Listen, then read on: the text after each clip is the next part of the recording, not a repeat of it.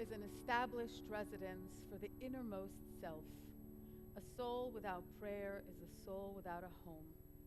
Weary, sobbing, the soul, after roaming through a world festered with aimlessness, falsehoods, and absurdities, seeks a moment in which to gather up its scattered life, in which to divest itself of enforced pretensions and camouflage, in which to simplify complexities, in which to call for help without being a coward. Such a home is prayer. Continuity, permanence, intimacy, authenticity, earnestness are its attributes. To understand the world, I must love my home. It is difficult to perceive luminosity anywhere if there is no light in my own home. It is in the light of prayer's radiance that I find my way even in the dark. It is prayer that illumines my way. As my prayers, so is my understanding. This is from Rabbi Abraham Joshua Heschel, who wrote an article called On Prayer, which I was reading today. So every once in a while, I'm going to share more of his genius thoughts on prayer. So Shabbat Shalom, everybody. So nice to be here. We welcome Kolot Or, our awesomeness choir. Thank you for being and singing and leading us in prayer. We also would like to welcome the Marins, Carol and Matt, to come and light the candles now for us, for Shabbat.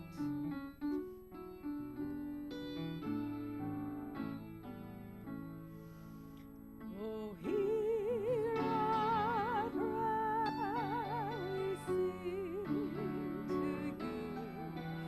Be gracious to the ones we love, and bless them with goodness and mercy and peace. Oh, hear our prayer. Let us light these lights and see the way to you, and let us say Amen. Let us light these lights and see the way to you, and let us say Amen. Baruch atah Adonai Eloheinu melech haolam, asher kitshanu bemitzvotav v'tzivanu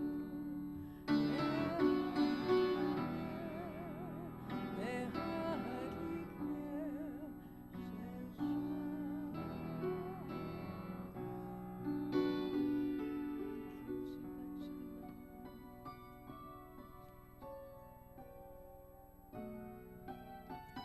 Shalom Aleichem on page 24.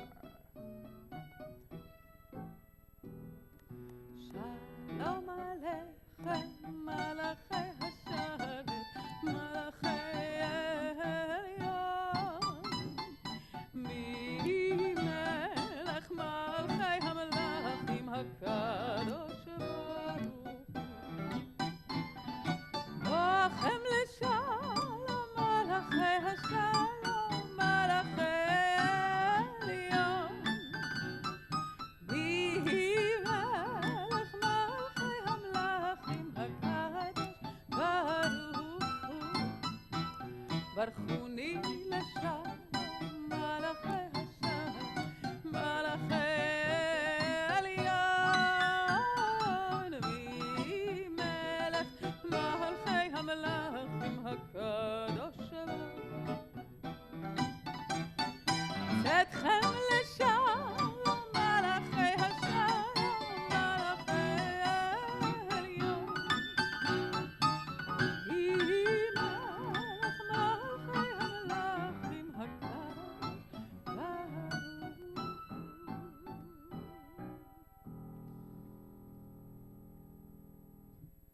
Lecha Dodi is on page 20. To worship is to join the cosmos in praising God. Neither joy nor sorrow, but song is the ground plan of being. It is the quintessence of life. To praise is to call forth the promise and presence of the divine. We live for the sake of a song. We praise for the privilege of being. Worship is the climax of living. There is no knowledge without love, not truth without praise. We're going to sing the Lecha Dodi setting that we recently learned at Shabbat Shirah. We're so excited to switch out of our very stale COVID setting of Lecha Dodi. We're on page 20. We sing verses 1, 2, 5, and 9. Sorry. 1, 2, Lecha Dodi likrat kala penei Shabbat.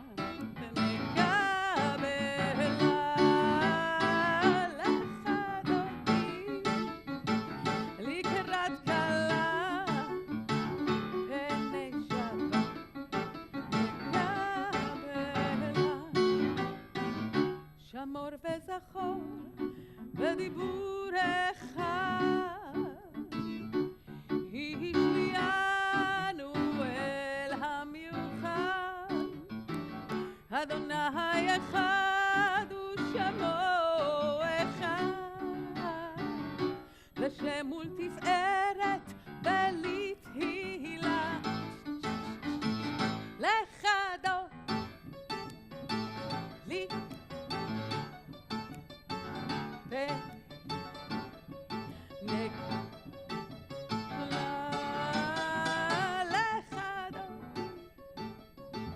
לקראת כלה פני שבת נקבלה.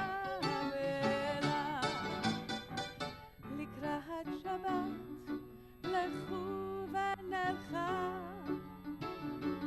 כי היא מקור הברכה, מראש מקדם נסוכה, סוף מעשה במחשבה תחילה. לך דודי בני שבת נקבלה.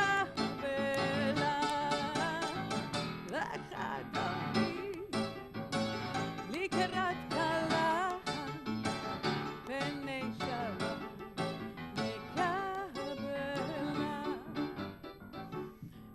התעוררי, התעוררי, כי באורך קומי אורי, אורי אורי שיר דברי, כבוד אדוני עלייך נגלה. לקראת כלה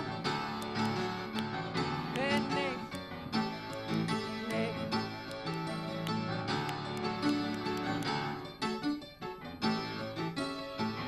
לקראת כלה פני שבת נקבלה.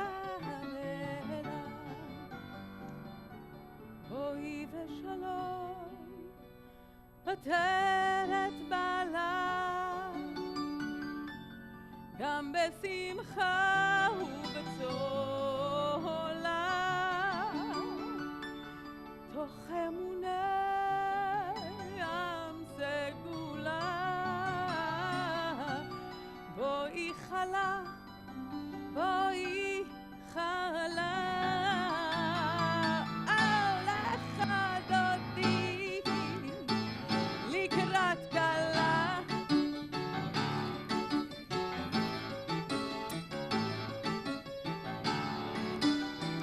לך דודי לקראת כלה פני שבת נקבלה.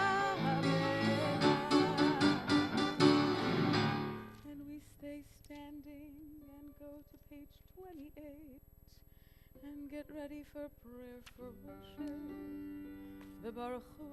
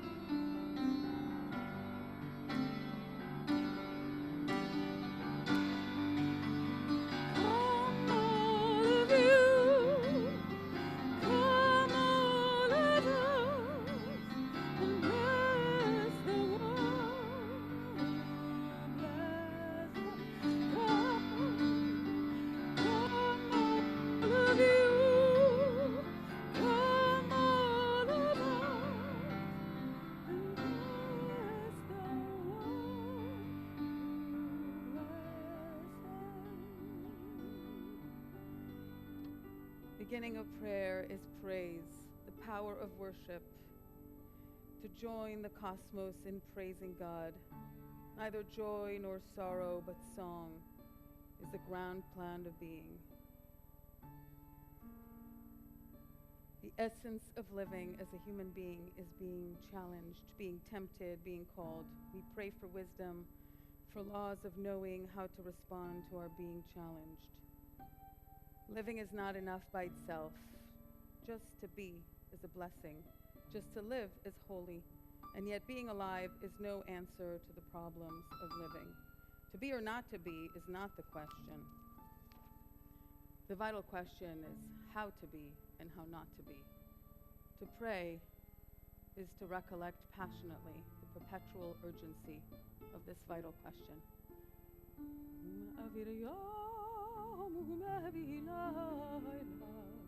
ומבדיל בין יום ובין לילה, אדוני צבאות שמו, אל חי וקיים, תמיד ימלוך עלינו לעולם ועד. ברוך אתה אדוני, המארים הרבים.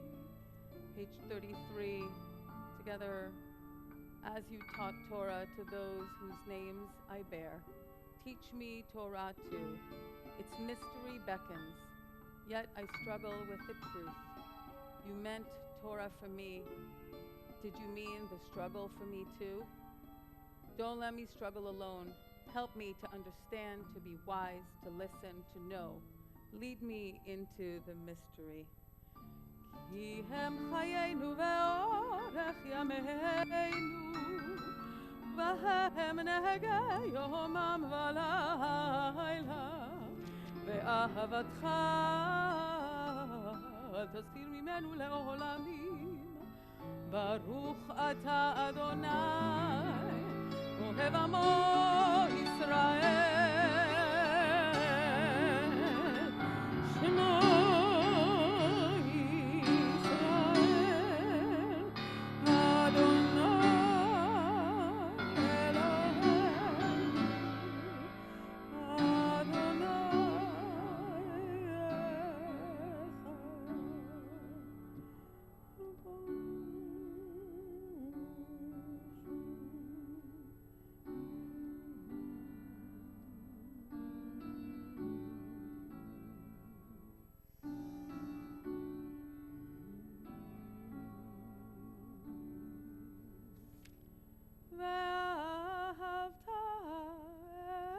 אדוני אלוהיך בכל לבבך ובכל נפשך ובכל מאודך, והיו הדברים האלה אשר אנוכי מצווך היום על לבביך, ושיננתם לבניך ודיברת בם בשבתך בביתך ובלכתך בדרך ובשוכבך ובקומך, וקשרתם לאות על ידיך והיו לטוטפות בין עיניך, וכתבתם על מזוזות ביתך ובשעריך, למען תזכרו ועשיתם את כל מצוותיי והייתם קדושים לאלוהיכם. אני אדוני אלוהיכם אשר הוצאתי אתכם מארץ מצרים להיות לכם לאלוהים. אני Adonai Elohim Emet. We continue on page 40. We sing Mi Chamocha, verses from Torah reminding us to continue to fight for freedom. It's also in this week's Torah portion, Parashat Mishpatim, which we're going to hear about a little later. There's some philosophical questions of what it means to truly be free, not just physically, but also in our mind to make our own choices and decide.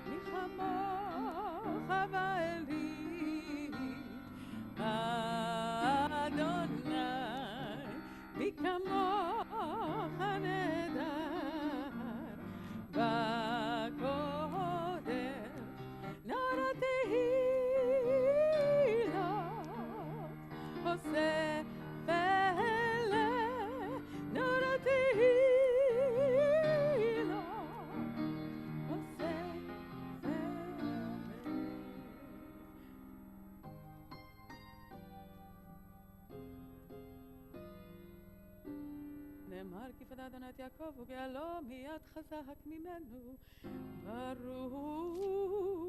ברוך אתה אדוני גאל ישראל. And from freedom and acts of courage and bravery, we turn to page 42 and 43. We're going to sing the dual Hebrew-English music composition tonight. And in our kavanah, we could possibly, other than what we're going to sing about, which is letting love in, we're going to ask for each other's comfort and protection.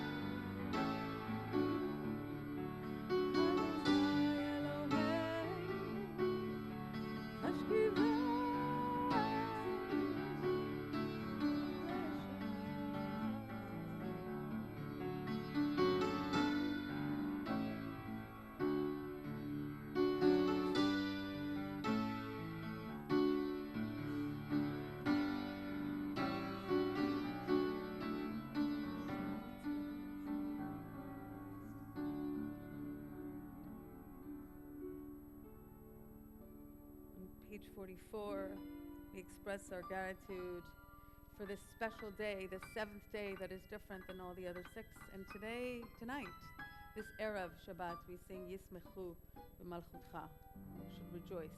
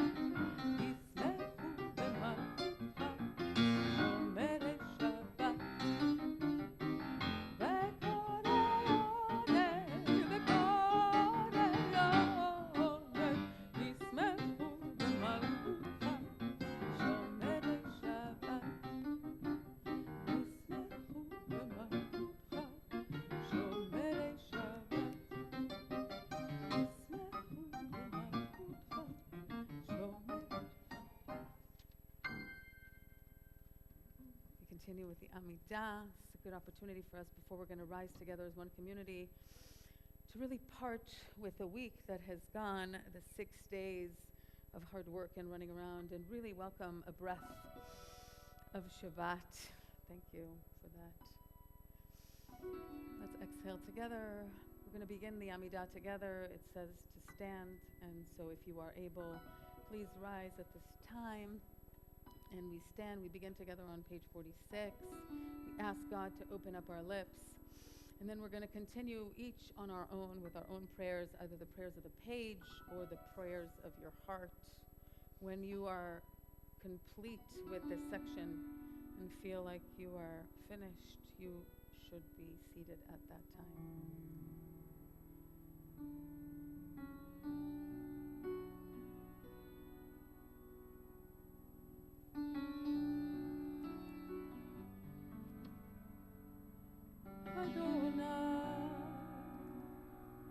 שפתי תפתח ופי יגיד תהילתך אדוני שפתי תפתח ופי יגיד תהילתך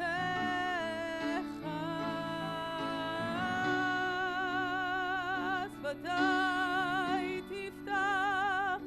ופי יגיד תהילתך אדוני שפתי תפתח ופי יגיד תהילתך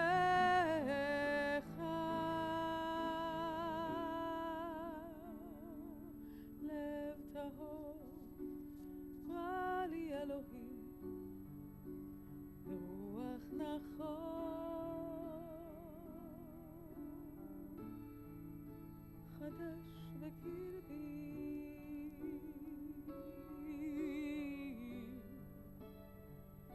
ופי יגיד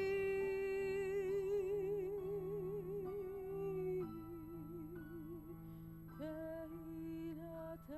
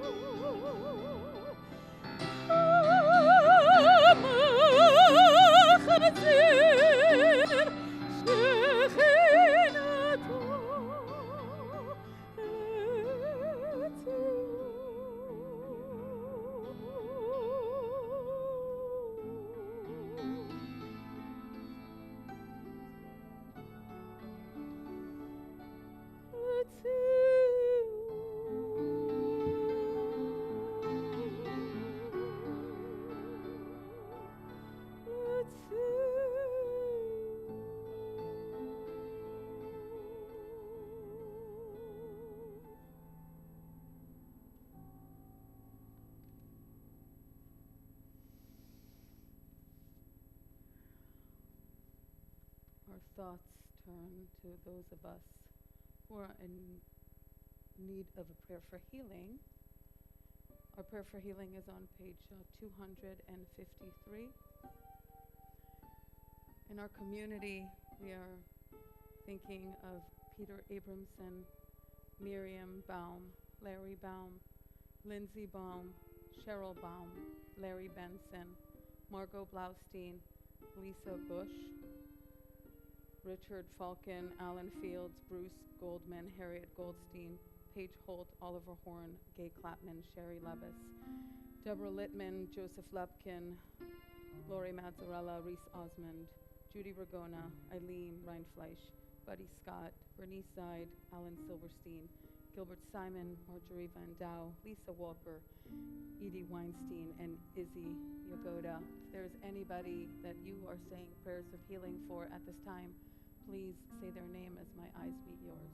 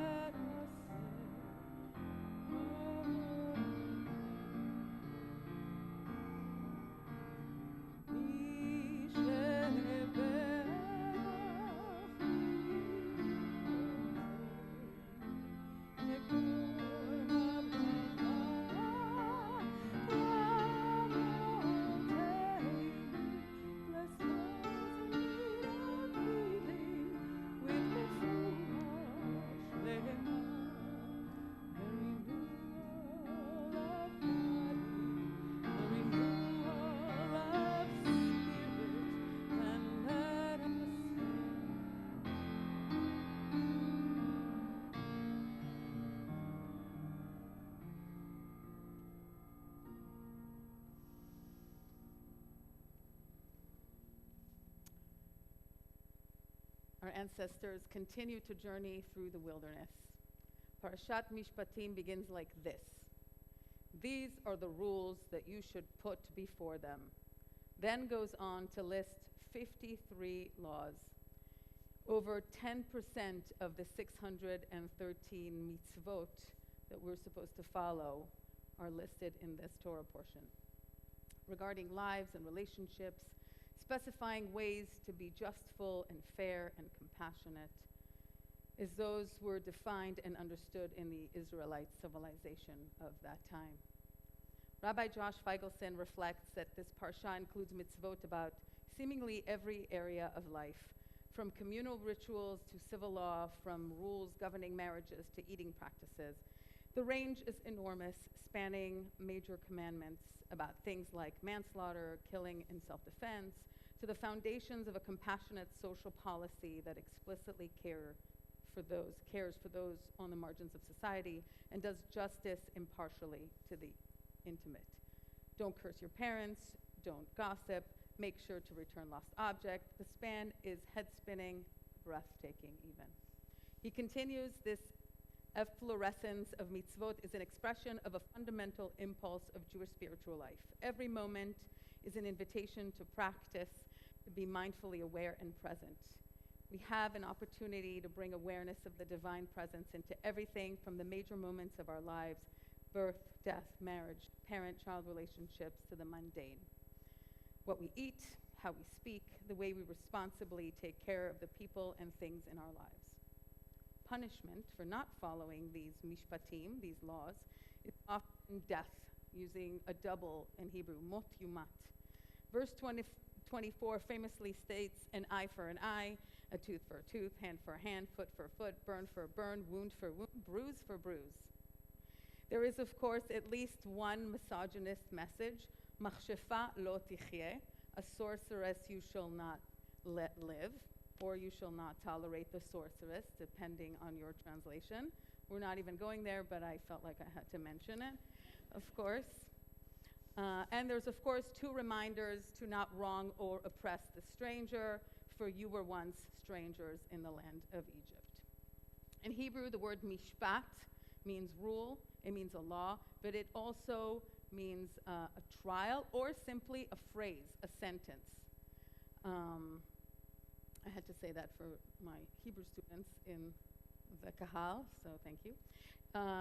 Exodus 24:3 says, Moses went and repeated to the people all the commands of Adonai after they stated all these rules and all the rules, and all the people answered with one voice, saying, all the things that Adonai has commanded, we will do. Yeah, right. 24:7 translates, then Moses took the record of the covenant and read it aloud to the people, and they said, again, all that Adonai has spoken, we will faithfully do. As always, many words in English turn into two famous words in Hebrew, adopted into Jewish wisdom and modern Hebrew as na'aseh v'nishma.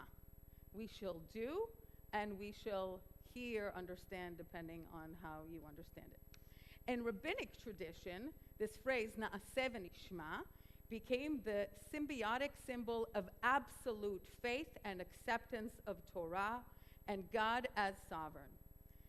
Because of the order of the words, na'aseh v'nishma, it is implied that we will do as commanded with no question.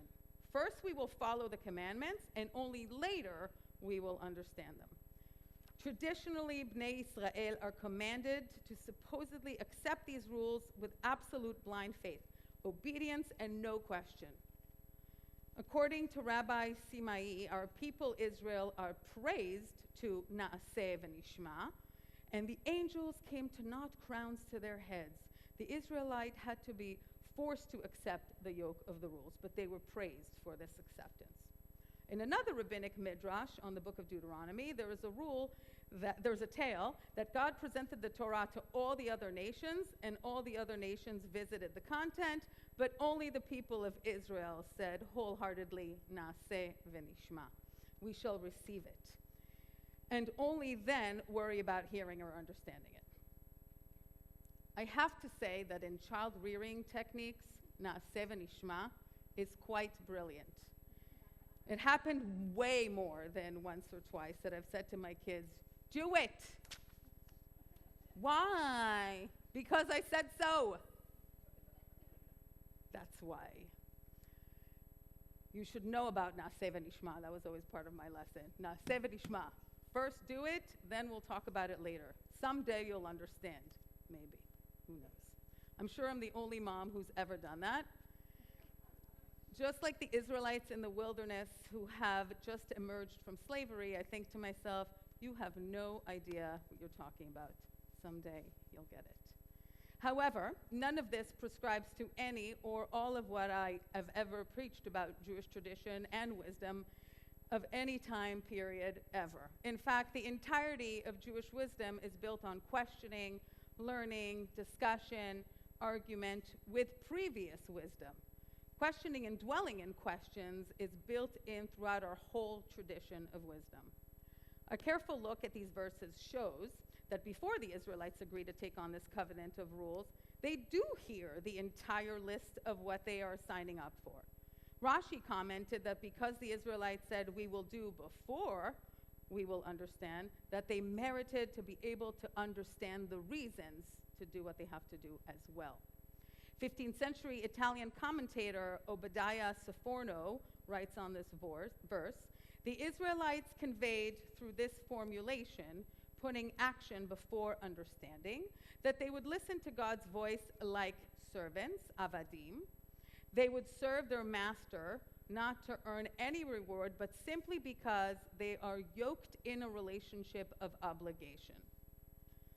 The ideas and wisdom brought forth in this week's Torah portion about God-given laws and blind obedience to them, as well as ideas of obligation towards the divine and one another, brings me to think about the political climate in Israel these days. As you all know, I'm always deep in thought about our shared responsibility as American Jews and the accountability that we have to seek justice and fairness in the Jewish homeland and for Jewish people in the world, so we can live up to the commitment to be a light unto the nations. At this time, the latest elected government headed by Bibi Netanyahu and supported by the most far-right, ultra-Orthodox government that Israel has seen in its history, said Prime Minister Bibi Netanyahu is proposing the passage of what is known as the Override Clause. This would radically change the balance of power between Israel's judicial and legislative branches, allowing the Knesset to pass laws that contradict the country's 12 basic laws and eliminate the Supreme Court's ability to nullify them. The Override Clause is a mechanism that is supposed to allow the Knesset to enact a law even if it's unconstitutional. It would override the constitutional limits that are imposed upon the Knesset. What is now being proposed is that a majority of the parliament, 61 out of 120 lawmakers, will be able to enact laws that would override basic laws.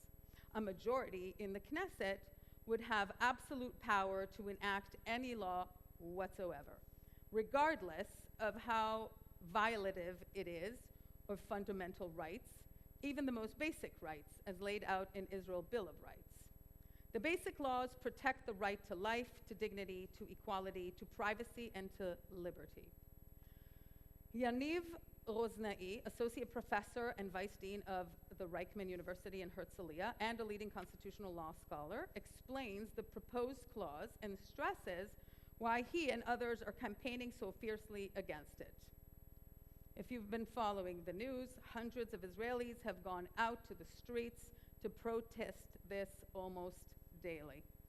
Roznai explains that Israel doesn't have a formal rigid document that is called its constitution. Originally, it was supposed to have one, but instead, it was decided we would have a constitution in stages, chapter by chapter. Roznai says, throughout the years, the Knesset has enacted what were termed basic laws, which basically function as our constitution because they regulate the relationship between the branches of government and protect fundamental rights.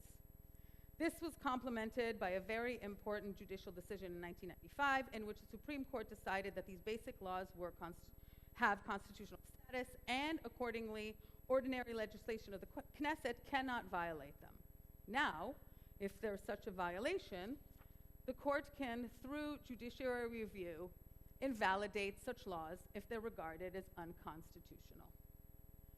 Seems to me that although traditionally we understand this week's Torah portion's phrase na'aseh v'nishma is first we will do and then we will understand more deeply, that in those days in the wilderness they understood all the rules that honored human dignity, took care of the weak and the stranger. Those rules then were not led by self-serving politicians who have become so blinded by their own self-interest to receive immunity and not serve punishment for allegations brought against them by the state. While it is much easier to lifrosh min hatzibur, to think that we have enough of our own problems over here and can't possibly care about problems so far away, it is easier to remove ourselves and say, I don't agree with this government, so I'm not going to support Israel any longer, as a blanket statement. Instead, our sense of obligation to truth and justice should move us to stand alongside the right side of history and the many Israelis fighting this injustice. I'm going to conclude with a quote that I stole from Rabbi Josh Weinberg's weekly Devar Torah, who said, right now we don't have a choice.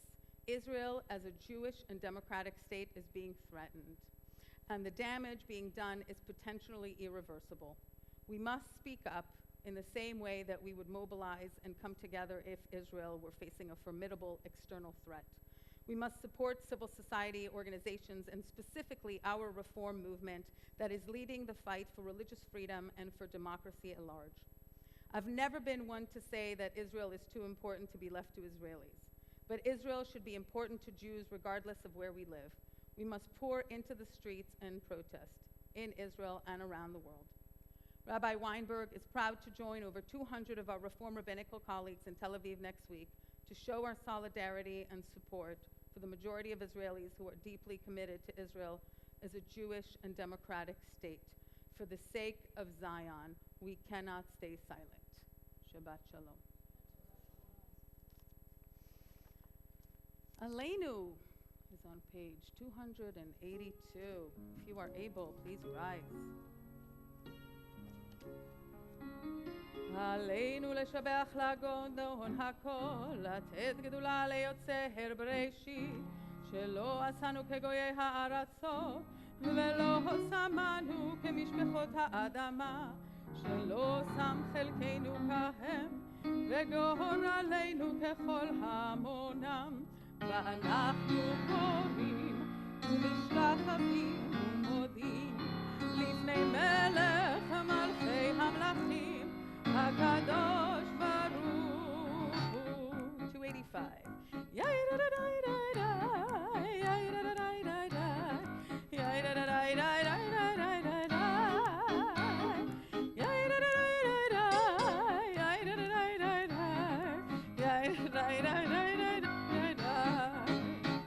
על כן נקווה לך, על כן נקווה לך, על כן נקווה לך, אדוני אלוהינו, על כן נקווה לך, על כן נקווה לך, על כן נקווה לך, אדוני אלוהינו.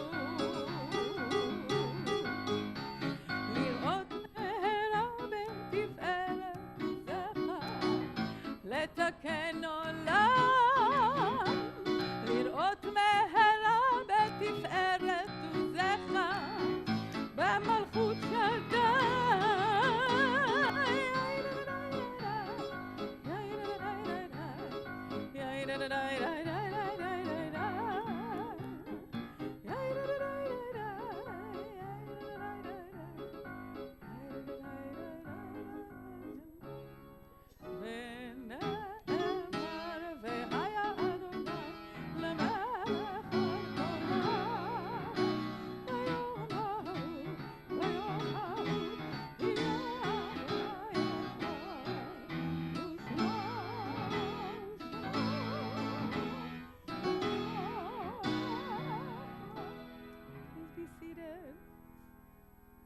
Our thoughts turn to our loved ones who are no longer with us. Kaddish Yatom is on page 294. As if you are here to mourn your loved ones, lost today, please rise when I say their name. You are invited to rise so that we can recognize you and be with you at this time of need. We extend our most deep condolences to Karen and David Analik on the passing of Karen's father, Malcolm Bush. We are in the period of Shloshim right now for Charles Humwe and Paul Olson. And we commemorate tonight the yahrzeits of Myrna Balaban, Betty L. Becker, Fred Bernstein, Michael Bernstein, Barbarosh Birsch, John Bishop, Kay Sammy Blasberg, Philip Brecker, Kitty Bick, Joseph Donner, Ida Feinblum, Toby Fish, Michael Glickman, Danny Gottsagen, Ethel Gutterwill, Claude Hagelberg, Stella Halpern, Eileen Hallway, Samuel Kurland, Jean C. Laba, Rosalie Levine, Louis Levis, Sidney Mayer, Jane McKee, Louis Munitz, Benjamin Oken, Edith Ratcliffe, Lawrence Zaltzman, Elva Schwartz, Jack Schwartz, Arnold Siegel, Aaron Solomon, Arthur Tools, Irving Wax. If there's anybody that you're thinking of at this time, please share their name with us.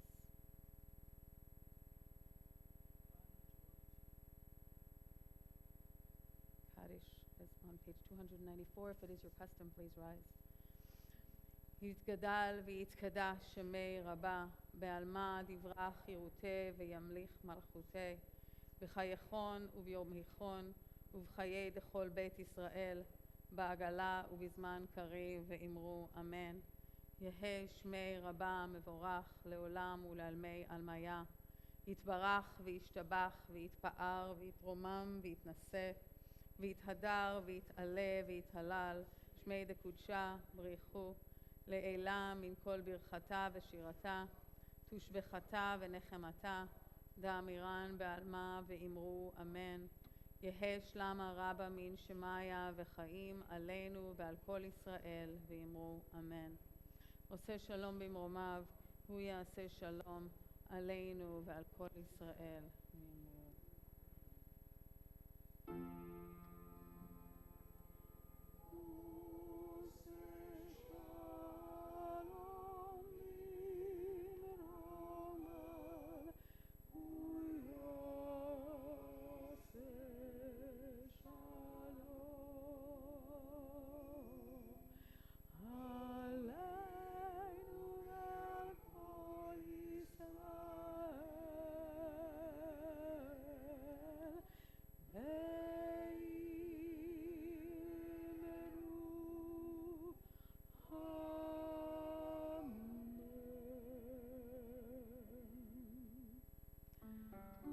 We're going to have Dawn lead us in Kiddush tonight. Bevakasha, come up.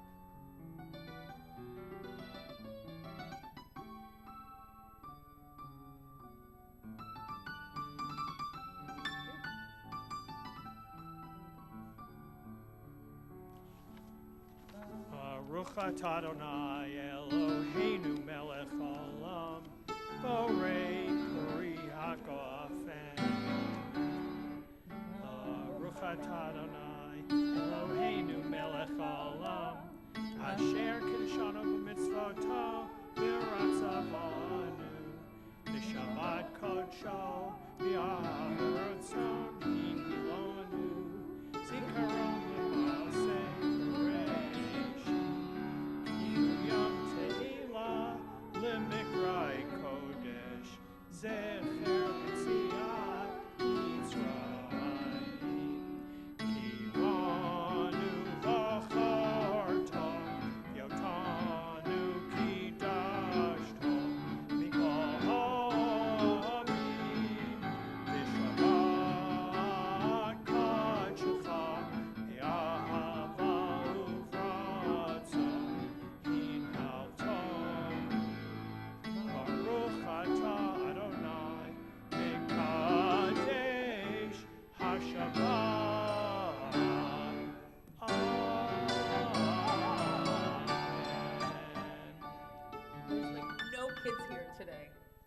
Anybody feel like a kid and want to lead us in Hamotzi?